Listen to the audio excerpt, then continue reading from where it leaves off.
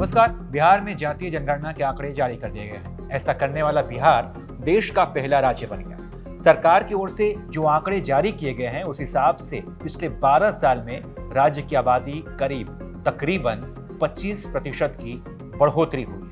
इस लिहाज से प्रदेश की जातियों के आंकड़ों में भी इजाफा हुआ है। लेकिन चौंकाने वाली बात यह है कि सवर्णों की जनसंख्या में गिरावट हुई है। पहले राज्य में सवर्णों की संख्या करीब 17% थी, लेकिन सोमवार यानी कि आज जो आंकड़े जारी हुए हैं उसके मुताबिक इनकी संख्या घटकर 15.52% हो गई है। यानी कि जनसंख्या बढ़ी लेकिन सवर्णों की संख्या कम हुई। बिहार सरकार की ओर से सोमवार को प्रभारी मुख्य सचिव विवेक कुमार सिंह की ओर से जातिगत जनगणना के आंकड़े जारी किए गए। इसके मुताबिक अब बिहार की आबादी 13,07,25,310 हो गई है। नई जनगणना के मुताबिक राज्य में सर्वाधिक संख्या अति पिछड़ा वर्ग की है, जहां आंकड़ा तकरीबन 36% है, जबकि 27% के साथ ओबीसी दूसरे नंबर पर है। ये स्टेज 1 है जहां आपके पास आंकड़े आ गए। ये आंकड़ा सुलभ करना ही अपने आप में बहुत बड़ा चैलेंज था।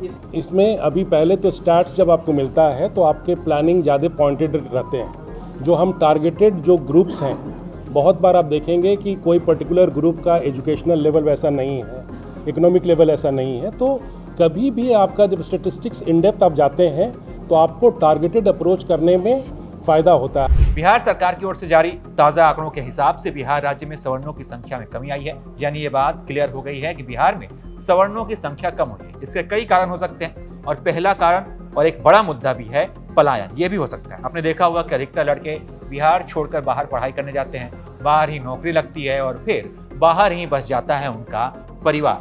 इसके अलावा कुछ लोगों का यह भी मानना है कि इसमें रिजर्वेशन भी एक बड़ा कारण है, क्योंकि सवर्णों के बीच अभी एक बात घर कर गई है। ये बात उनके मन में बैठ गई है कि अब सरकारी नौकरी मिलना उनके लिए काफी मुश्किल है। ऐसे में वो लोग प्राइवेट नौकरी की तलाश में बाहर जाते हैं, सरकारी नौकरी का ख्वाहिश पहले से ही छोड़ देते हैं और बाहर जाकर नौकरी करते हैं, प्राइवेट नौकरी करते हैं। इस लिहाज से भी देखा जाए तो सवर्णों की संख्या बिहार के अंदर कम हुई है। बाकी और भी कई कारण हो सकते हैं। इनमें से और कौन कौन से कारण हो सकते हैं, इसके बारे में आप अपनी राय कमेंट कर बताइए और तमाम अपडेट्स के लिए आप देखते रहिए एबीपी लाइव।